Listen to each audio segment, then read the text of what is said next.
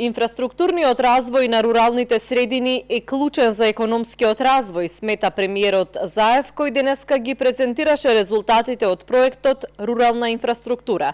Тој вели дека капиталните инвестиции насочени кон нови реконструирани патишта, нови градинки и училишта се проекти кои ќе им помогнат на семејствата од руралните средини да имаат поквалитетен живот.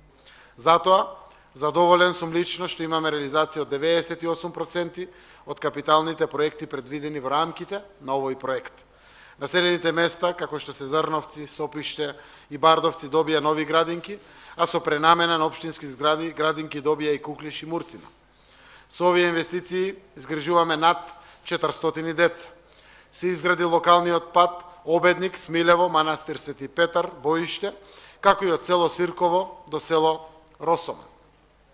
Се подобри системот за водоснабдување во Гевгелија, од чија изградба директен бенефит имаат 19.000 жители.